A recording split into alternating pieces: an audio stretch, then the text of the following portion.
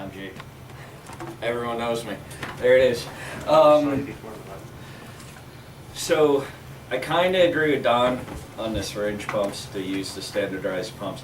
The other catch with these, now the Infusomat pumps, they are specific across the Geisinger system, regardless of what hospital you go to. We're all using the Infusomats now.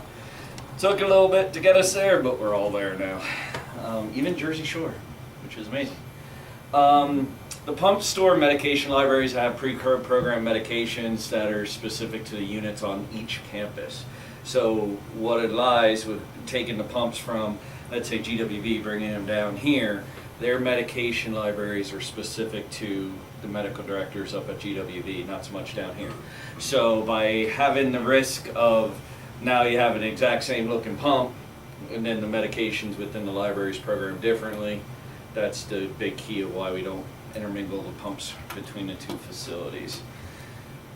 And I agree, the courier service makes complete and utter sense to return it, but there's always the risk of, realistically, the busyness of a department. Someone sees a pump sitting there, especially let's say at the UDC desk, they're going to come by, snatch up the pump and go about their merry way, especially if it's one of those scenarios that we ran out of pumps. So, and that happens more frequently than you would believe. The importance, if you are utilizing these pumps, is if you can manually program any pump, just like you can manually program this pump, you can manually program that pump. If you're manually programming it outside of the use of a medication library and a medication error happens, you overdose a patient on cardizem or something along those lines, and they pull the history from the pump, you're going to be responsible for the medication error. Okay, because you overrode the safety mechanisms that are designed.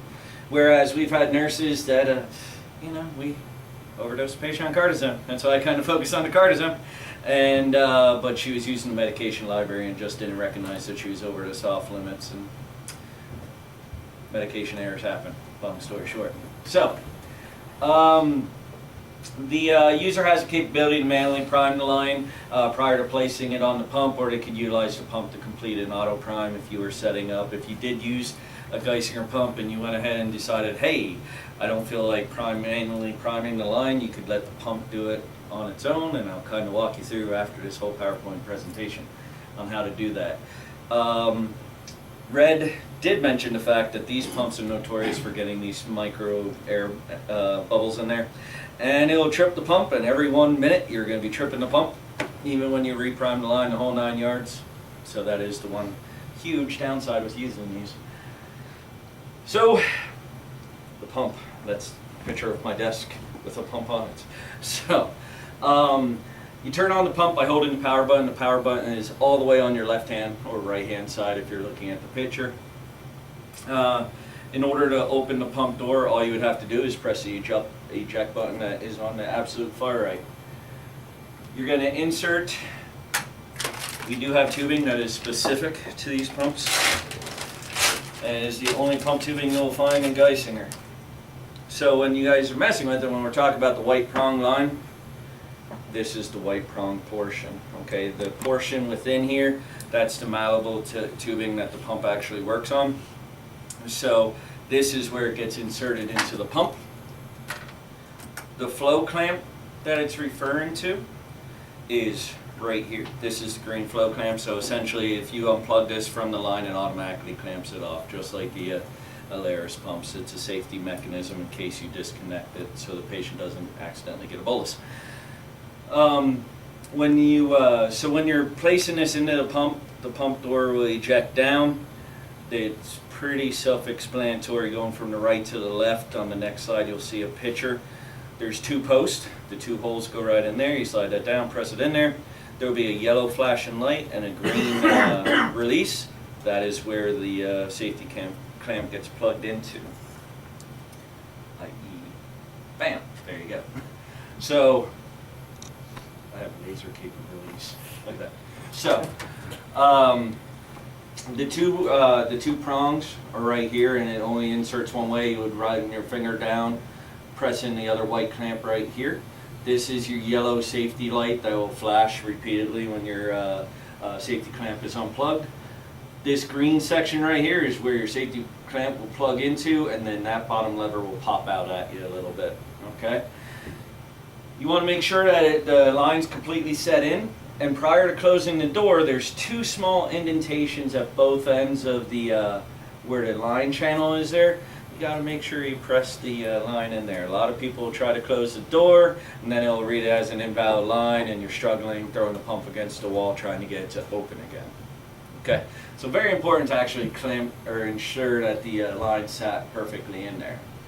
When you're all set, all you have to do is close the door back onto itself. You press the door closed, you'll hear a click, and then the motor will turn on to manually or power shut the door there. From there, I went right into the auto change. I'm gonna walk you through after the PowerPoint portion, so you could actually see the different screens and walk you through the step of actually programming an infusion. It's kind of hard. I would have taken a million pictures and it wouldn't have saved onto any disk or an email. So essentially you would shut the door. As I said, there are specific libraries. The majority of your patients will be coming out of an emergency department that still has a drip going, so you would go ahead, it's going to be under their critical care / ED category. If you select that, next line down will be program and infusion, and that's all you would need to do. To do an auto change of a piggyback, don't really know when you guys would be changing a piggyback en route, especially if you're just continuing infusion that's going. But there is a capability within the pump itself to program an auto change off of a piggyback. Let's say you're on an extended transport going to Pittsburgh or Maine, wherever, one of those crazy transports that you guys get sent on. You have an extended transport. If your primary infusion's going, all you have to do is select stop the primary infusion. You would press the down arrow on the main screen there, select new secondary, program the infusion as needed, just with your total to be infused, as well as the rate to be infused. And then you go ahead and hit start. If you're starting at the piggyback rate, all you have to do is hit start after programming the pump. Otherwise, if you wanted to switch back to your primary infusion, there's an option to switch back to your primary. So these are horrible pictures. That was just I'll show you guys physically afterwards to how to get to the actual spots. There are also medications. These pumps can be programmed to administer weight-based medications, i.e. if you had a septic patient, you wanted to do a 30 ml per kilogram bolus, you could enter the weight and then administer the appropriate medication per the weight. As I mentioned, the programs or the drug libraries are programmed with the soft limit. So if you were giving a medication like Cardizem, if you're transporting a patient on a Cardizem drip, the soft limits on a Geisinger pump is set up at 25 milligrams an hour. That's the max that you can administer. It will allow you to go over the soft limit. The soft limit will flash up on the screen, and if you say no, you don't want to go above the soft limit, it'll convert you down to the max dose within that range. If you select yes, it'll allow you to go over the soft limit and have at it. You overrode the soft limit. Sometimes if you have a medical command order and they say yes, go above that limit, there you go. You would just have to make sure you documented it accordingly. Okay. This is a video that should work. It should, because we are on a Geisinger system. So let's show it. Maybe. That's, is that computer on Geisinger system? I thought it wasn't. It is. I am in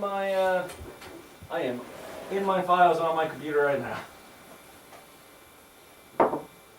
I thought that was the only one, and the dispatch one that still had one that wasn't on the Geisinger. Well, I logged in.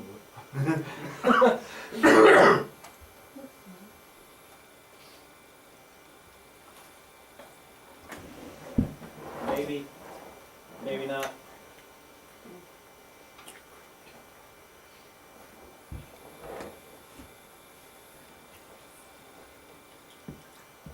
Ha ha ha ha. So there is no sound, but you guys ready? Yeah, A 2-minute video to sum up everything I just talked about. thank you. Look at that. This is Mark Allard, one of the OR educators. That's his hands.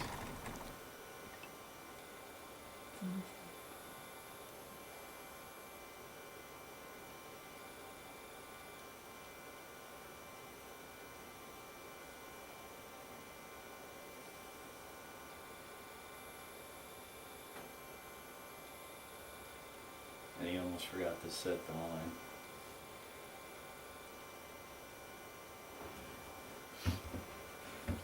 It will pop up if you're using the standard Geisinger lines. It is always going to be an original space line. This will show you how to go ahead and program allowing the pump to do the priming for you.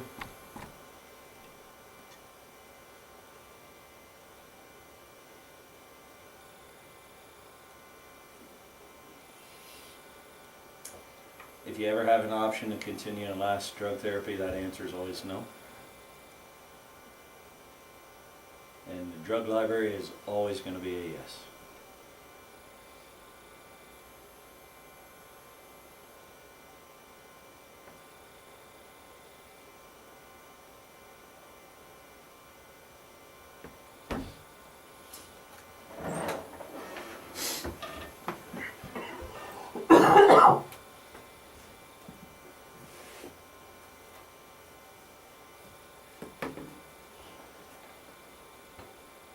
So if you're gonna just do a regular normal saline infusion or continuous infusion, you would just select the appropriate.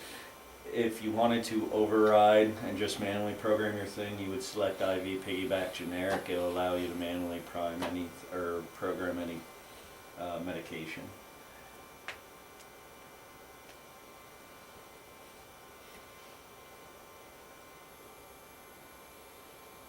Because we always use sodium bicarbonate pre-hospital, so I figure I'd go ahead and throw it in there.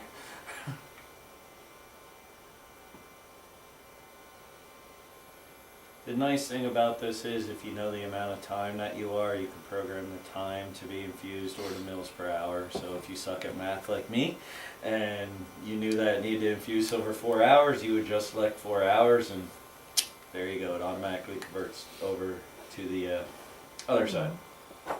How you like that? So, and like Don, I always end my things with good things. Questions? So, who wants to actually get hands-on on the pumps? Okay.